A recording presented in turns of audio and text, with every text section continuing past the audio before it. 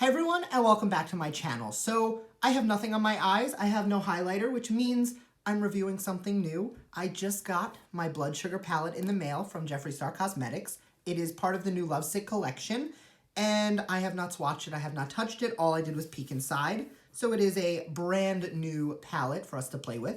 So if that's something you're into, make sure to keep on watching and don't forget to subscribe. I do upload twice a week, so that is the best way to stay up to date on all the fun stuff I'm posting. And without further ado, let's get right into it.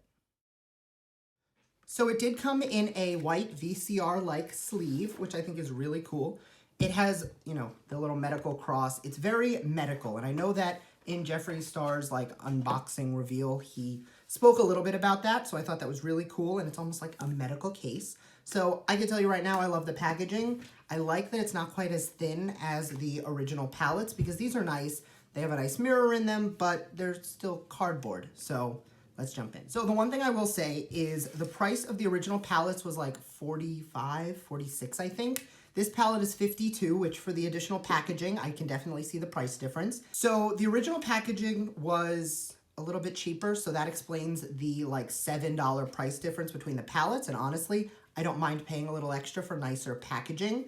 Now, if you look, they are the exact same amount of product. So while the initial ones were large 10-pan palettes, the blood sugar palette, I mean, if you haven't seen this yet, it is an 18 shadow palette. Now, it's very luxe, it feels very nice, and I don't mind the smaller pans because I have had my androgyny palette for a long time, and you can see that Safe Word I've used a lot of, and Deja Vu. I mean, I've used them all, but you'll notice that those shades you're starting to like get into the point where the imprint is starting to get a little messed up. That's because these pans are that big that you barely use them. So just for sanitation reasons and using one palette and not having to like have a palette for 7 years before you finally use it up, I really like the smaller pan size. That being said, something that I did hear from a lot of people is that they weren't loving the color story because they said it was very red. And the one thing I'm going to say is these 4 shades down here are the only red shades, but because the inside is very red, it kind of makes the neutrals look red. But looking at it right here, they're like this entire top row is neutrals. The middle row, for the most part, are neutrals with some pinks and some purples. This is really the only red. So for everyone who's been saying that it's very one note and it's boring, I'm gonna politely disagree, but that's just me. So let's just jump right in and start using it. I did set down my crease with a little bit of translucent powder, but not, is this the palette? No. Out of my Beauty Killer palette, I loved China White, which was a bone white shade, because I find if you take that all the way to the brow bone, you get a nice matte highlight. So to give that, I'm gonna start on a fluffy brush by taking this white shade Glucose, and I'm gonna be using as many shades as humanly possible. So I'm just going to tap into Glucose, and you see a lot actually comes up, but there's not really a lot of fallout on the pan. And I'm just gonna take that all the way up to the brow bone and on the upper portion of the eye. And I'll go in a little later with a shimmering highlight for the brow bone, but I do like a matte white just to start. On that same brush, I'm gonna be mixing Sugarcane and Cake Mix, these 2 transition shades. They're very similar, and you could probably get away with just using one, but for me, I really like mixing my neutrals because I find you get a lot more payoff when you mix your own color.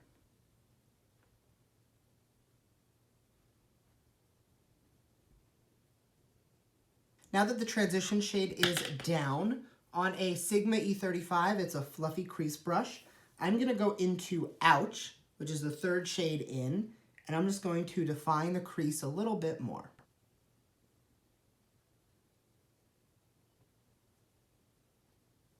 And then going back into Cake Mix with that fluffy brush, I'm just gonna blend that out. We might use like every shade in this palette. What I'm then gonna do, because it is looking a little bit more on the like brown side, and we do wanna make it a little bit more like pinky and red, I'm gonna take Tongue Pop, which is this really pretty shade right here. It is like a matte, almost salmon color. I'm just gonna dust that over the entire crease just to kind of tone it a little bit more pink and a little bit less brown. You see how that gave that entire crease like a nice mauve undertone? I have been really feeling the mauve shades. which don't tell Brandon because he hates mauve. I don't know why, but he does. Then, let's find the one I already stained red. On a Morphe M433, I'm going to take Intravenous, which is up here. It is a brown shade, but it definitely has a reddish undertone, almost purple, and I'm going to use that to define the outer V.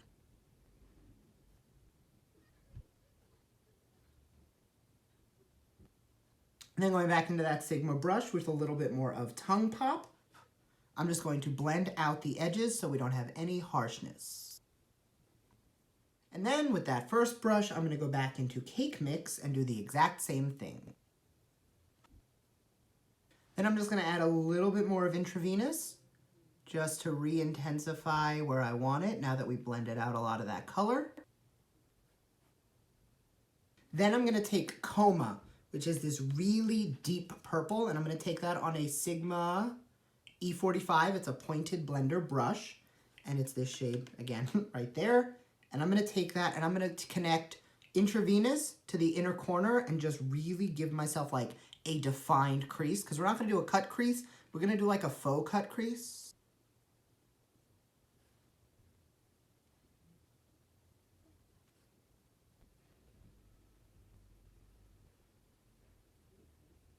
And then on a fluffy brush going into Ouch, I'm just going to blend that out a little bit. Now, one thing I'm noticing is that there really is no difference between the formula from the original palettes, and I didn't expect there to be because the shades are so pigmented and they were so blendable and the mattes just worked so well. I mean, the shimmers did too, but the thing that I was always impressed by was that the mattes were so absolutely stunning that it just kind of raised the bar. So I'm really happy to see these performing the same way. I'm just gonna go in with a little bit more of Coma mixed with Intravenous. So it's gonna be that purple and that brown mixed together. And I'm just going to take that in the gap between that line and the outer V just to kind of marry the two together. And then once again, just blend that a little bit with no additional product on the brush. Now, normally this is where I'd go in on the lid, but I actually want to kind of fix the shape a little bit by starting on the lower lash line. So on a large pencil brush, I'm going to take a little bit of Ouch again and just define the lower lash line a little bit. I know you don't do as much blending on the lower lash line, but I still find that it's really important to throw down a transition shade first, just because that's going to help all of the other shadows just kind of look perfect. Okay, so we're starting to get that elongated shape. I don't want to go too overboard. I just want it to be a little angled. I don't want it to be super over the top. And then on that fluffy brush, I'm just going to get where those two meet, just so we don't have a really weird, harsh looking line. So then, now that we've created a little bit more of that shape, we're going to take a little more Intravenous, and we're just going to extend that outer V into the lower lash line. Then I'm going to throw Plumeria, the Makeup Geek Full Spectrum Liner, in my waterline. And then on a small pencil brush, I'm going to take Fresh Meat, this very, like, it's a burgundy shade. It's burgundy. And I'm going to use that to blend out the liner. Then going back into the large pencil brush, I'm going to take a little bit more of Ouch and just blend all of that together. All right, now we're getting somewhere. It's a little intense, but don't worry, it'll all come together, especially after we throw on lashes. So to make the bottom a little bit more vibrant, I'm going to take, on a very small smudger brush, a little bit of Root Canal, this purple shade, and I'm just going to go over the waterline just to kind of make it a little more vibrant. It's still going to be more on the like berry side. It's not going to be a vibrant purple, but it's still going to have a little bit more of that like fluorescence. See how it didn't really like change a lot, but how this just has a little more of like a pinky vibe now? Sometimes when you layer shadows, you're not going to get the actual color payoff, especially when you take a lighter shade over such a dark shade, but you are going to really transform them. So it's really nice to like play around with layering your shadows so you see how they perform differently. And then one last time on that fluffy brush, taking Ouch, we're just going to blend it out. Okay, so mattes are usually pretty good at being true to color, but you can never tell with a shimmer. So I did swatch the 4 shimmers of the palette, and they are beautiful. So what I think I'm gonna do is I'm gonna start by taking Donor, the gold from the top row, on a flat synthetic brush, and I'm just going to pack that on the middle portion of the lid. Now I did wet it a little bit with Fix Plus just because I know that his shadows perform really well, but with these glittery shades you can have a little bit of fallout. By wetting it, you can reduce a little bit of that. And then with my finger, I'm gonna be taking, I just got a thumbful of glucose. I'm gonna take Sweetener, the really pretty champagne shade, and I'm just gonna take that on the inner portion of the eye and over the gold a little bit. Then going back into a fluffy brush, I'm just gonna diffuse the edges out. Then on the outer portion of the eye, I'm gonna go into Blood Sugar, the red, and I'm gonna go on with my finger so I can control it, and I'm gonna pat, because I don't want this to be super intense. I still wanna be able to see all that crease work we did. We just wanna kind of give ourselves a little bit of like a red ombre on the lid. And then with that shader brush and a little bit of the gold, we're just gonna blend where those meet. Okay, so now to like finish up the look, I'm gonna take a little bit of Candy Floss, the pink shimmer, and I'm gonna put that on the inner corner and the brow bone. Please ignore my brows. My wedding is in a week, so I'm waiting to get them done until the precise point. So they're a little overgrown, but whatever, we'll get over it. Then I'm gonna go one last time and I'm going to dip into Coma. And I'm just going to gently tone that red on the outer V darker. Last thing I'm gonna do, just to kind of intensify the lower lash line, is I'm gonna take a little bit of cherry soda mixed with fresh meat, which we already used, and I'm just going to deepen that up a little bit.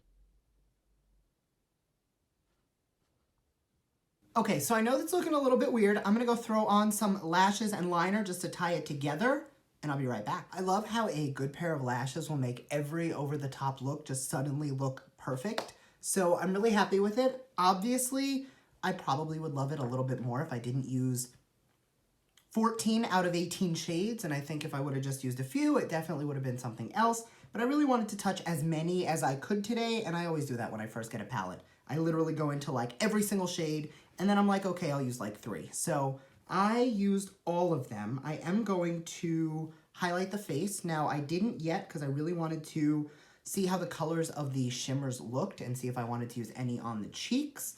And they're pretty, and Sweetener is probably the only one I would use, but I am not feeling it with this eye right now. So instead, I'm going to go into Peach Goddess, which is one of, if not my favorite of the Skin Frosts. And I'm just gonna dust that on all the high points of the face. And then just to kind of kick it up a little bit, I'm gonna go into Artist Couture Diamond Glow Powder. This one is Coco Bling, which is the white one. And I'm just gonna gently add that to the high points. And then just to kick this up a little bit more, I'm gonna take a drop, and I mean a drop of that Diamond Glow Powder, and I'm gonna put that on the inner corner just over that pinky shade. I love that. It didn't change the color, but it definitely just added a little bit more of like that reflective blinding highlight. I don't like using like shimmer shades in the inner corner because they're not blinding enough for me. And these shimmer shades are really good and they perform really well on the lid. However, for the inner corner, I'm always gonna wanna go in with an actual highlighter. Okay, so I just touched up the lip. It's a Jeffree Star day. This is Unicorn Blood and Red Rum. I took Red Rum on the center. I did have a gloss over it before, but I wasn't really feeling it anymore. So that is the finished look. Final verdict, I love it. I think that there's a lot of very wearable shades in here. And for everybody who is freaking out that it's really just a lot of reds, I disagree. Like you saw, there's whites, some transition shades, there's a pink, there's a purple, there's some nice deep shades, there's a few shimmers. Honestly, I'm very happy with it. I think that the look turned out really well. It's given me like Valentine's Firebird vibes. Like all in all, for $52, definitely worth getting. This palette is beautiful. You see that spot on the wall right above my head, right? It's like here. that's where this is going to live. This is going to be right behind me at all times if I'm not using it, because it is that good. So thank you very much for watching. I hope you enjoyed, and I will see you next time. Bye.